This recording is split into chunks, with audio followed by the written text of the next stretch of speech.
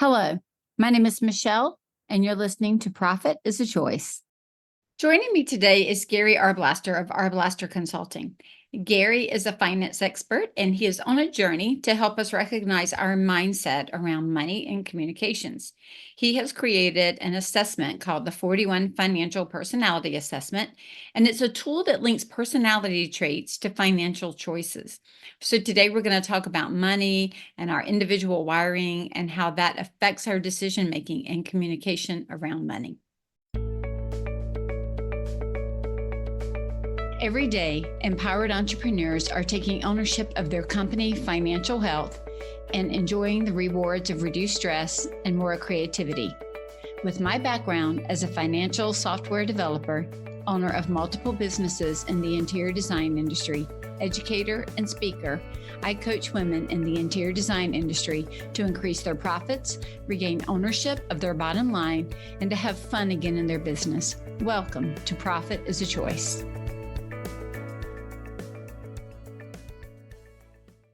Hi, Gary. Welcome to the podcast. Well, good morning, Michelle. How are you? Oh, I'm doing great. We just found out we're both in the same state, and you don't even live in Georgia. No, I don't. It's so funny. I think you probably passed me this morning and we didn't even wave at each other. So. I know. How funny. We hadn't really, I guess, officially met yet. How interesting. No, this is great. I appreciate you having me on. I really am. Yeah, my pleasure. So I am really excited in hearing some of your story. And then I know you have a lot of information to share. I was reading through your website and, all the information that was sent over. But tell us a little bit, Gary, about your story. And particularly, I'm curious because you have a book called Making Millions and nothing left on the end. Making millions and going broke. Going broke, right? I mean, we Yeah. hear that all the time. My listeners know that I do Profit First. And one of the things that Mike talks about was making millions and going broke, like the exact same thing. I think it's almost like an entrepreneurial trap, if you will. So share a little bit about your journey. I'd love to hear it. Well, I appreciate that. And just to kind of kick off making millions going broke, it's based on the fact that we over a lifetime we make millions of dollars, and we don't think that way. We don't think in the scope of, I make millions of dollars throughout my lifetime. We focus in so short. And my point in the book is to say, look, it's not about the zeros that you make in your paycheck. It's about the zeros you keep. And, that's the goal to get toward the end of a great financial future. But no, my story, I mean, it's a fun journey. I sit back and look at just how my life has just been really an interesting ride, if you will. I grew up in a very rural community in Northeast Pennsylvania. And my dad didn't make a lot of money. He was out of work more than he was in work. So we didn't grow up with anything, if you will. But we never went without. So that's all we knew. And so I remember one Christmas, my aunt and uncle had to buy us Christmas gifts because we were in that phase with my dad. My mom didn't work. She was a stay-at-home mom. But the goal, though, for everybody where I lived, such a blue-collar community, was what job are you going to get when you get out of college or high school? And, well, I thought, I was going to go do carpentry. So I went and got a degree in carpentry. And I started to work. By the time I was 23, though, I had 17 different jobs. I was just in and out. I would get tired of one job and I'd go to another, get tired of another job, go to another. And it was just nuts. And finally, one day I woke up and I said, you know what? I'm sick of this. I'm done with this. I made a decision to go be an entrepreneur. And that's what I wanted to do. That's how I'm put together. I struggled just with the organized employee role. And I don't mean that's bad for everybody. It's just how I was put together. It just wasn't working out. And I also had this interest in finance. And so I'll never forget it. I mean, I woke up one day and I said, that's it. And so I started jumping in everything financial, started going to seminars, started to read different books. I started to read Brian Tracy and Zig Ziglar and Jim Rohn. I dove in all in. And that was at 23. I joined my first financial services organization at age 24. And by age 27, 28, I was making six figures. And I was leading sales meetings, and it was just crazy. It was just crazy, the adventure I was on. So what led to this specific product? And I've been doing this 30 years, and my heart's desire is to add value to people and help people reach their true potential and no matter what they're doing. And I do a lot of speaking on this subject. And so about 7 years ago, though, I got into a funk, and I just didn't feel significant, and it was crazy. I'll just never forget, because what I do for a living is so significant to people, and they value what I do for them as extremely significant. But I was losing kind of my luster and my significance in what I was bringing to them, and it was hard for me, very hard for me. And I actually hired a life coach, and none of us professionals are exempt from falling into these traps. So I hired a life coach, and the first thing he did for me was have me take a personality assessment. And I'm sitting there going, oh my gosh, never took one in my life. I said, what kind of voodoo science is this? I'm kind of rolling my eyes behind the scenes. And Michelle, goodness gracious, it changed my life. When I looked Which at one did this, you take? Disc? I took disc. It was spot on. And I've always been considered weird and different just because of how I am. And man, it gave me a perspective on me that was just, I'm who I'm supposed to be. So made my whole family take it. I had teenagers and a 21-year-old at that time, and made them take it, made my wife take it, changed the dynamic of our family. I talked to my kids differently. I talked to my wife differently, but went back to work, and I started to just kind of think through this stuff. And I'm sitting there saying to myself, I've got clients side by side, make the same amount of money, and their demographics of their finances are relatively the same, but yet their incomes and their results are completely different. And I'm going, why is this? Why can we have the same people side by side and have different outcomes? And it hit me. And it's all based on how we're put together. We make decisions based on two things: to fulfill an inner need, or to protect us from what we fear most. And when you apply that to your money, the outcomes are just, they're all over the place. So I went back to the organization. I got certified to actually teach DISC, and I said, this is my idea.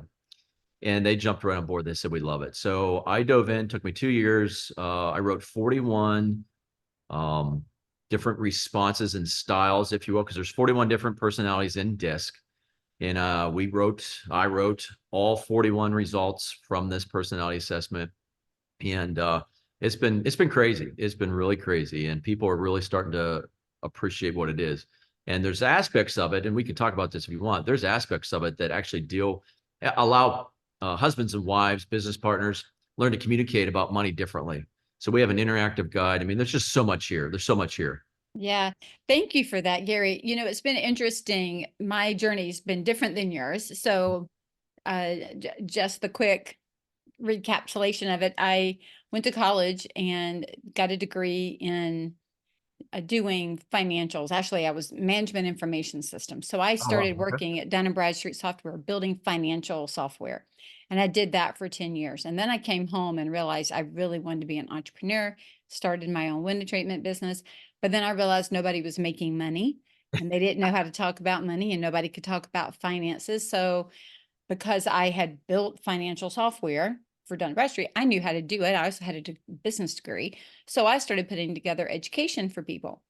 And I've been teaching since 2010. I've got 3 courses: Pricing Without Emotion, Understanding Your Financials, and Master Your Profit. So Beautiful. how do you handle the money in the business?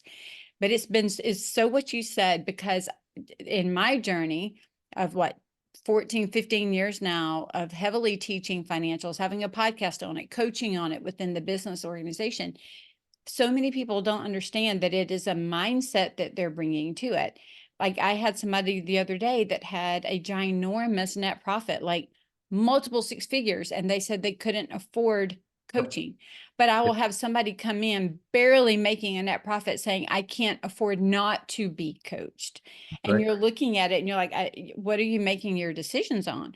Or you show me somebody that has messy business financials, their home is probably messy financially. Absolutely. Yeah, Like, there's a absolutely. carrier, because they're the same person in the business that they are at home, right? And so really understanding kind of the how they see money. If I've said it once, I've said it 1,000 times. Money is amoral. It's what we do with money. Right. And so it's just, I love the discussion, because it's almost like when you do your why, right? That Simon Sinek, find your why. Yep, yep. And he goes back and he has you look at, it was normally created as a high or a low before the age of 18, meaning there is something in your upbringing where you saw it. We see these generational patterns. A lot of people ask me, how do I get out of a generational pattern of poverty or of not understanding money? And so to hear your story and then to see this, like we can start to see it come together. Oh yeah. Tell me what you found in your research, between, if you have any, like entrepreneurs, like you said, that are making money, but they're almost living like they're in poverty because that's where they grew up. Like that tie between how we've grown up and those mindsets that we bring into business. Well, and we as kids, we emulate what we see. And I truly believe laziness is something that's taught. I don't think we're born with laziness to the degree that some people function from. So we emulate what we see. There's a lot of studies out there on that whole subject. But you're right. I do CFO consulting for small businesses, and I see that translated right directly to the business each and every time. And this is one of the tools I use. And when we actually start to connect the dots, it actually the light bulb just goes off, and we're like, oh my gosh, there it is. And so one of the very first things I teach when I work with people's finances, the very first floor, and I talk about constructing a house. You don't start with the roof. You don't start with the second, third, or third floor. You start in the basement. So the very first thing is the basement of a financial house is this, because you and I can bring them the best tools and the best things. If you want best investments, insurance, blah, blah, blah, blah, blah, if they're not on board, it doesn't matter. Yeah, And no doubt. I go back. So I'm working on a keynote renew. I do a lot of keynotes on this topic. So if anybody needs a keynote, reach out. But I'm sitting at and doing the research, and I'm looking at the debt this country has.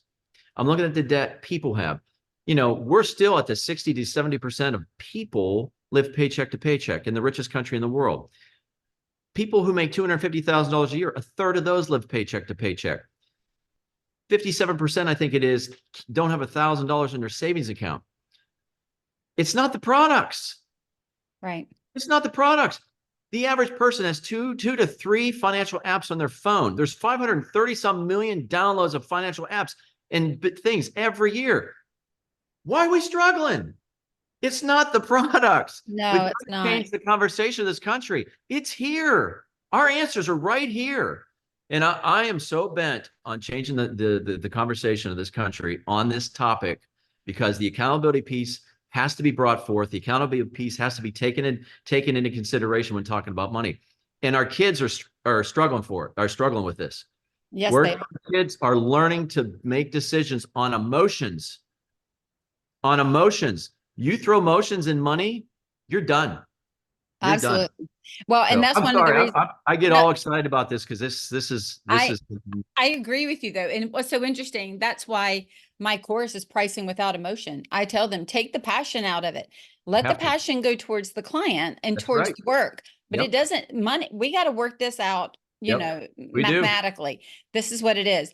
The other thing and it's so interesting to hear you say it as well. And I understand the feeling behind it, because even when I'm doing a discovery call to determine if I will work with somebody to help them with their financials, or they're building and scaling their business, or whatever it is we're going to be working on, hiring, firing, whatever, I am looking for a couple of things before I even care about how much money they've got or don't have or any of that. I want to know that they've got a mindset for change, right? They've got that growth mindset, and they're willing to hear hard things.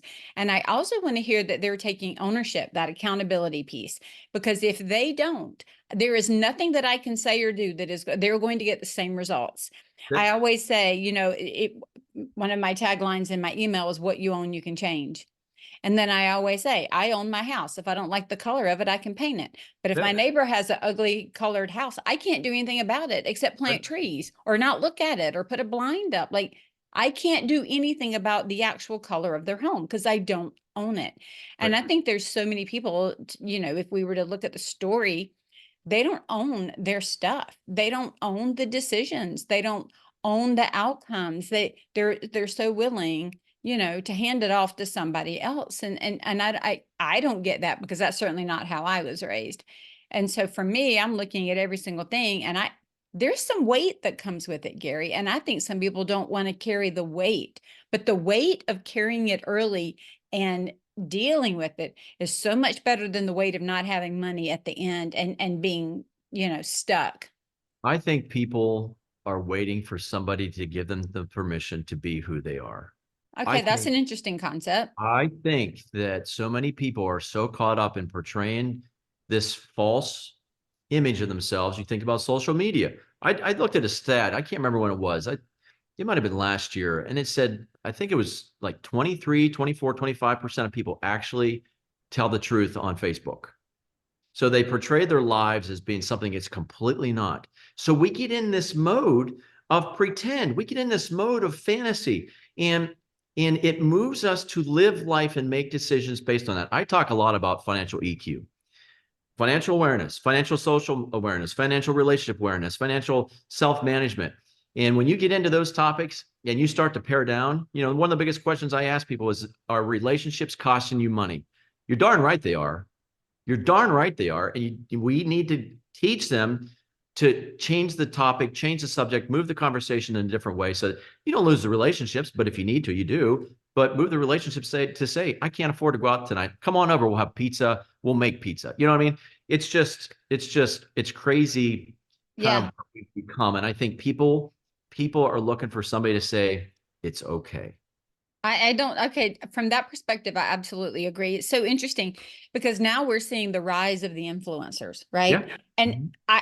I was sitting the other day watching, and I thought to myself, they turn around and they buy all these clothes and these hauls and these try-ons or these products. There's no way they can use all the products. There's no way they can use all the stuff. So then they're selling it on the side, right? But what they're doing is we're getting like a dopamine hit Yep. watching this, thinking we need to go buy that. Oh, I need that outfit. Oh, that would look good with this outfit. Like I turn it all off. My husband and I we've lived in our home 26 years, and the kids are grown. Everybody's married. Everybody's gone. So we've been working for the last year and a half now to remodel our home and to kind of set it up outside of kids and dogs and all the Yeah. things that got destroyed with, for all the years. But as part of that, Gary, we're also paring down. Yep. I don't want stuff anymore. I want relationships. The other day, I was thinking about having a couple of my girlfriends come over and just have dinner together. Like we've lost the art of just having Yes, we have. community in our home. I don't want to always go out. I don't even like the food sometimes when we go out. And so, I do. I think we are being pushed into buying, buying, buying, buying, buying, or spending, or thinking that the answer is a quick, fast spend a dollar when it actually is something different. And I think people are wanting relationships so They much more are. now. They're Yeah, craving them. I'm with you. And the sad part about this, and I've done it with my own kids, we've taught them that being on the go is better than being at home sometimes. And so the next generation really concerns me. I do some speaking in colleges on this. I go to Liberty University. I've been going there the last 5 years. I teach 1 week out of the semester to classes on this topic. The next generation needs to hear this stuff. The reason why I know this works and this product, the assessment works, before I released it, I was doing a keynote for about 200, 250 people. And I gave a very brief description of the highlights of DISC. And I asked I went through each style because there's 4 major styles. Hmm. I asked who could relate to the D, and those, we had people raise their hand. I brought one person up. So I went through each style. There's 4 of them, brought them up. I had 4 people on the stage. I went down the stage and I told each one of them how they managed money without asking them one financial question. And they're all going, how in the world does he know this? And it was to me at that point, it was one of those moments I went, this is needed, because people just don't understand that a lot of what happens in our checkbook and our wallets, it starts right here. It's pre-wired, right? It is. I mean, you're born with it, and it's you could try to change it all you want. There's aspects of that will adjust with life experiences. When my kids were born, there was a difference there. My attitude changed. My heart changed on some things, but deep down, there's a God wiring there that's just who you are. I've done some work around some of these topics as well. And My husband and I sat down and really had a discussion when we've been talking about our money and we're talking about our future. And, we have all of the discussions over here. And then we talk with our financial planner over here, and our accountant over here. We just had a call with her yesterday. But we come from different, it's funny, we grew up in the same town. We grew up probably at the same socioeconomic level, very similar. But the way money was handled was very different in our homes. And I was given a glimpse into how money was used. I was taught how to manage a checkbook. I was taught how to do, by my dad, all things financial, because I had such an affinity for numbers and for math. He was like, oh, you're going to love this. So he's teaching me how they do things. Well, I grew up, you and I are probably somewhat in the same age range when you mentioned the age of your children. So there wasn't a lot of credit. You could have a tab at the local store that you stopped by and paid, when you got paid, or you could do layaway. I don't know if you remember layaway. Oh yeah. Yeah. But Blue light outside of special, that, Kmart. yeah, there were no ATMs, there was no Oh, credit cards, like that just wasn't a thing. yep. And so pretty much it was a cash-based society, and people lived on what they had, or they had accounts set up somewhere. Anyway, you fast forward, and now we've got our kids that, well, I'll tell you this, my husband's mom worked at the bank. So she watched his bank account, and every time his bank account got low, she'd slide some money in there. Oh, wow. Yeah, There's super enabling, right? generous, super generous, right? She's helping him. Right. But at the Helping. same time, that's right, in air quotes, helping him. But he never learned how to manage money because he didn't have to. He wasn't taught how to. He wasn't given the skills to. It wasn't ability. It was just no introduction. Right. And there was, like, if he knew that he didn't know how much money he had in college, he would wait 3 or 4 days, and then he would go to the ATM just to check how much money he had, or call in the ATM to see how much. And so when we got married, we had to have a discussion, because I'm a to the penny kind of gal, and he's a mama's going to slip some money in the account kind of guy, and mama wasn't going to be doing that anymore. So we had to like have a really frank conversation on, and we've seen over the years how some of that wiring or learning Yeah, still plays out in certain things. absolutely. And his approach is very different than mine. So we constantly are going, okay, what is your approach? What is my approach? Where's somewhere in the middle? Where can we both be comfortable? And then we move forward. But if we don't have those conversations or even recognize it, it's really limiting, I think. Well, and you look at, how many divorces are because of money. It's crazy. And Higher 82%. than infidelity. Yeah. Oh, I know. Absolutely. That Absolutely. blows Yeah. my mind. When I found out that more people divorce over money than infidelity, Yep. I was like, oh my gosh. Well, and I think it's 82% of small businesses fail because of money. I mean, it's the money thing. If we can get this fixed, the government's not going to fix it. There's, the debt's at 34 trillion. There's 40 trillion $40 trillion in circulation in the world. So we're at 34, do the math. It just doesn't work. But it's funny you talk about husband and wives. So I was doing a seminar, and there's about, I'd say there's probably 200 people there. And there was no rhyme or reason to be there. It was a financial seminar 101. So people signed up independently. It wasn't like I was there for a group. And I'm doing the seminar, and I'm in the back, and I'm seeing this husband and wife, and they're starting.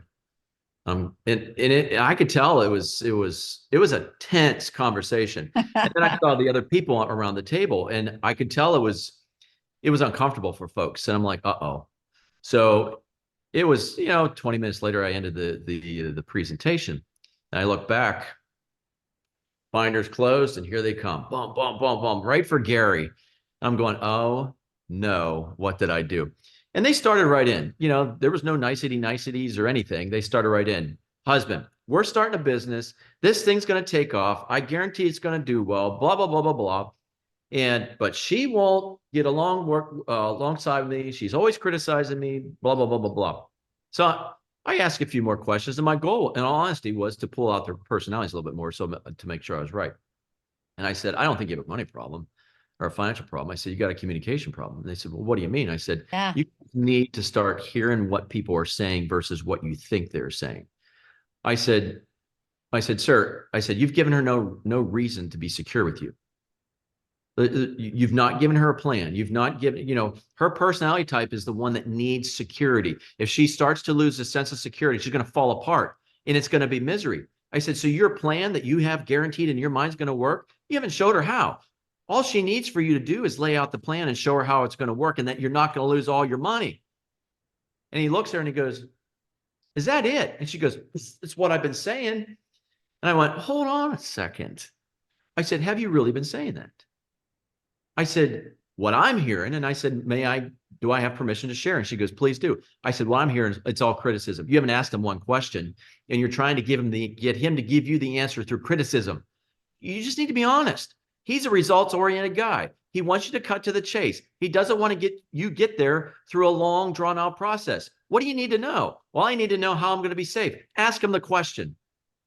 And it's funny. He goes, man, that's exactly what we're trying to accomplish. And it's funny because it changed the dynamic of that conversation, their approach to the business. I checked on them, like they're actually doing fine. I mean, it was a light bulb moment for these people, and it wasn't anything about money. That's right. That's right. It's so true. So tell me this, Gary, you mentioned that our personality traits influence our financials.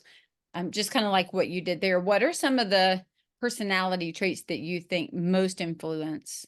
Where they show up or bubble to the top the most? Well, the whole fear thing is when things really, when things are good, people they just sort of, yeah, hey, things are good. But it's the fear. When fear starts then we really move to the emotional decision-making process. There was a study done it was an article in Psychology Today back in 2018 that stated that 90% of our decisions are made with emotions and habits. Oh, we only think about 10% of the time. And then there was a Harvard professor come out and said 95% of the financial decisions we make are based on habits and emotions, not thought or logic. So when fears come out and fears start to set in, that's when we shift. So that's when our mindset needs to be the strongest, because those who maintain the strongest mindset make it through the hardest challenges. So each style is going to be different. The D style, their biggest fear is being taken advantage of. So they'll try to control everything. So sometimes that personality, man, they'll make decisions completely out of the box because they're trying to get that control back. The I personality types that, they're inspiring. They just want to be heard and acknowledged. That's it. You need to let them know you like them. If you're in an organization and your profits are going down, you got a bunch of eyes running around having a good time. You need to say, time out. I like you, but we need to do things a little differently. As personality types, they're really, they want to be sure that they're secure. So they're going to do everything they can to be secure, and they'll do things that they normally don't if it makes them secure. And then the C personalities, their biggest fear is criticism. So they'll work not to be criticized, and it just all plays out. It's crazy, crazy, crazy how it all plays out in our money. Right. I can see it because it's the same. If we think about it, the disc in general is really kind of saying, here are some of your personality traits that show up in how you work and communicate and everything else. And money is no different in that regard. So I totally. I'm sorry to interrupt. I always use me and my wife as an example. I'm a DI personality. I'm a results oriented guy. And, I would go out before I understood this. I'd go out and buy vehicles, and I'd take the first deal that was offered to me because I couldn't stand the process. I didn't want to go from dealer to dealer to dealer to dealer and have every dealer tell me that they're the only guy in town that's going to give me the right deal. So I wouldn't do it. And I'd take the first deal I'd get and walk out and go, whew, that's over. And I know it's costed me money over the years. I know it has. Now I'm aware of it. Now I have a buddy who loves to do it. I say, hey, do some research for me and help me buy this car. So I'm not I'm not afraid to ask for help in the area I need help with, even though I manage money. There are things that I struggle with. I'm a human being, but I've incorporated things to kind of fill in the gaps where I struggle. That's so funny. I don't like the whole car hopping shop. I'm a D. All right. I am. And I'm pretty sure my husband's a S, but I don't enjoy all that. But Yeah. my husband loves all that. Like he loves the let me go look over here and let me look over here. And so what we usually do is he'll say to me, like if I'm buying a car, Tell me what you want. Tell me what you think you want, like what class of car you want. What are you looking at? And then he'll come back and he'll say, okay, here are 3 or 4 from different manufacturers in that class. This one has this one has this one has this. Are we going to use, how are we going to use the car? So he goes around and I'll go test drive them with him. So we go ride in them, and then I narrow down to the one that I like. And so then he does all the work and says, here's the dealership we need to work with. Beautiful. And so I just let him do it. But what's also so nice is I'm not as emotionally attached to a car. So even if it's the car that I wanted, if I don't get the deal that I want, I would walk away. He wouldn't walk away. I'm sure you By would. the time he's done all that work, he's like, I'm walking away. I'm going with the car. I don't care what and I'm like, no. So he gets us to that point, and then I step in and I do all the negotiations. Oh, fun. It's so, yeah, then it's not so bad because I enjoy that piece. I know what I'm willing to pay. I know what the market says. I know what my checkbook says. I know how this is going to work out. So I'm willing to go in and do it. And I am willing to walk. And so he gets quiet at that point because he's done all the back end work to get us to that moment. That's beautiful. So it works out well. But the first time it all happened, I kept getting frustrated because of the sales process. Oh, yeah. And the way that he was going through the sales process. And I was like, they're jerking you around. What are you doing? And he didn't see it because all he could think was, I want that car. Yeah. That's so funny. But, I see it in my clients. I have clients that will say, just tell me where to sign. I'm like, no, I'm going to give you the details how you need it. I get it. But it's not just signing on the bottom line to get you moving. You know what I mean? It's really interesting just how this really does play out in all that we do. So what are some common financial challenges that you see and how people can overcome them with some of this information? Well, here's an example. So I got a phone call from a mom, and their son just graduated from college. He's making really good money. And I know the parents, I know their style. They're very detail oriented. Their finances are as clean can be. They know where everything's going. Their son just is not. I mean, he's an I personality type. I didn't know that going in. So she called and she says, can you help us? And I said, what's the problem? And she said, we can't get Tommy, his name's not Tommy, but we can't get him to do a budget. I said, okay. And she goes, but it's not working. He's making good money. We're not seeing him save anywhere. And I said, all right. I said, tell me a little bit about him. So she starts talking, and I said, let me ask you something. I said, was he a class clown in high school? Yep, he's a class clown. I said, does he like to go out and have a good time? Yes, he likes to go out and have a good time. I said, you're asking him to do something he's always going to struggle with. Always. He's not wired to do that. He doesn't like details. Details stress him out. When you start to put details down on paper for him, he tunes out. He's gone. I said, so you've got to learn to communicate to him a lot differently. I said, some of the tricks that I use, and it's not a trick, it's an honest approach. You need to tell him and talk through, how can we budget fun into your money? And get him to start looking at it through a different sphere.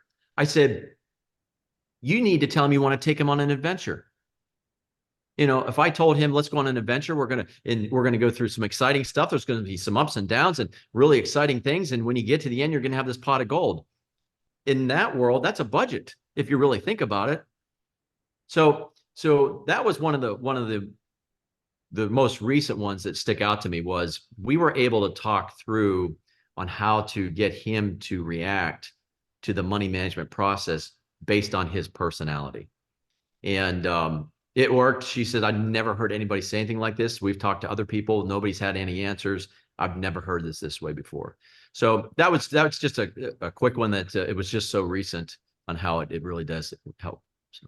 How does it play out if you're doing this work with like leader of an organization and they are, let's say it's the CEO, and they need to make financial decisions. The right financial decisions are being made every day. And there's always a risk analysis that happens or doesn't happen. Maybe let's hope it happens, but some type of a risk model. There's always information gathering and then decision making.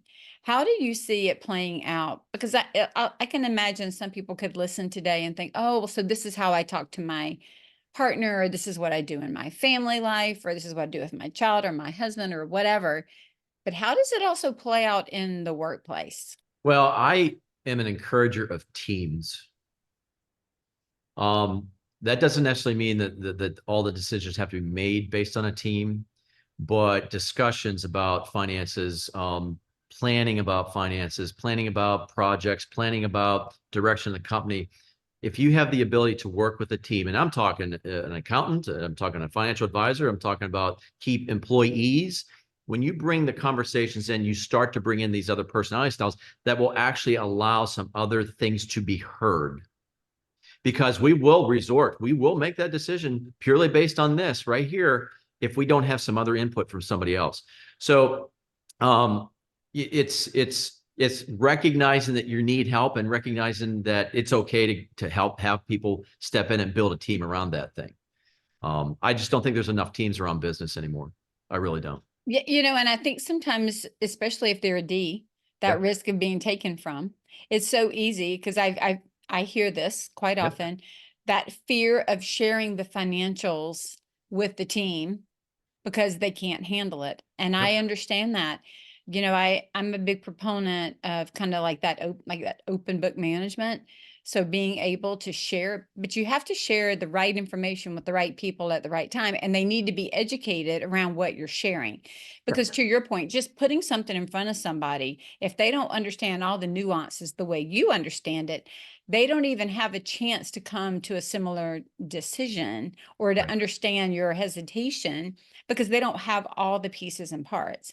And so one of the things that I really like to encourage them to do is, like you said, work with other people and then know what it is you want to have done and then share at the proper level. It doesn't mean going out and telling all of your financial story Yeah, to yeah, yeah. everybody on your team, but it's that collected team, right? It is, and you got to know your people. And you got to know your people. You got Yeah. to know. Yeah, because if you got somebody skulling in the corner of the room, and you start bringing them into a financial conversation, a lot of times that makes them more angry because Right. like, oh, you got all the money, I got nothing. You know what I mean? So you really got to know your people. Right. Or that they think that the money that I see this a lot, they think that the money that the business makes in sales is the money that the owner makes in at the end of the day. Yet I've worked with so many where they have people on their teams that make more than the owner makes just because of the way the business is set up and where it's maybe a sales position, or maybe the business isn't doing as well and the owner takes the hit instead of, their employees. So they just don't know the bottom line, but they make their own suppositions. So you really have to know who you can trust with that data. I had this Point. exact same conversation 2 weeks ago with a small business that they kill it every year, but based on the fact that they have to buy inventory, such large quantities of inventory to build their product, it creates cash flow problems. So just because the P&L had a really nice number at the bottom doesn't mean that's sitting in the checking account. I see it all the time. So That's yeah. right. Yeah, for sure. So Gary, tell us about the 41 financial assessment. How can they find it? What will it do? How long does it take? People are So interested. yeah, so you can go to my website. It's arblasterconsulting.com. I also have a free 10 tip how to get the financial age guide there. They can sign up for and have it's free of charge. But there's a place on my website to actually take an assessment. Now we have two assessments, two different dumps of information, if you will. The one is a very basic. It's a 10-page report that just gives you your financial personality style, a risk tolerance, and some verbiage on, how to apply it. There's also a 42-page report that does a deeper dive. It gives you your personality style. Then it gives you 8 strengths that each style has associated to it if you have a money mindset. We've got 8 keys to success. No matter how good we think we are, we have bad days. We put our blinders on, things step in, and we start to make decisions again on that emotional piece. So there's 8 keys to success for each style. There's a risk tolerance questionnaire that you get your response. We go into describing what risk tolerance is and how it applies to you. We talk about communication in this document. We talk about just how to communicate to one another. There are real life scenarios in there that they can read, and it actually goes through experiences that I've had. I put it on paper, And the goal with those is for them to actually try to recognize the styles of each character in the assessment. And then we try to get them to think through, how would you think an S would respond or a D or an I would respond based on the information. So it's a pretty big, deep dive. But yeah, you can go to my website. I have my email and everything's on there. They can reach out if they have questions. I'm here to help. My goal with this thing, based on my upbringing, based on where I've come from, I just don't think we need to stay where we are financially. If I can do this, I'm not special. I'm not special. And if I can become financially successful and have a thriving business, so can everybody listening to this. And it starts with us. And my goal is to get people to understand that you can make a difference for your own family, for your own future. That's awesome. Well, Gary, thank you so much. I'm excited. I may actually go take it just to see where all my blind spots are. I think it sounds fun. Well, thank you so much. Thank you for having me on. Thank you. It was a pleasure. Gary, thank you so much for joining us on the podcast. I hope if you're listening that you're curious to find out what your financial personality is. I know I'm going to go check it out and see what mine says. Gary mentioned bringing others in to help us when we have a financial blind spot or a weakness. And I would love to support you and your company as you look at your financials, either through our CFO to Go program or joining our community of thriving business owners in the Designers Inner Circle. You can find out more by going to scarletthreadconsulting.com. And I can't not tell you about Matrique Solutions. You can watch a demo if you go to matriquesolutions.com. It is a software platform created to help you keep up with all of the financials. Your mindset plays a huge role in profitability. It really does. So let's use it to support your efforts, because profit doesn't happen by accident.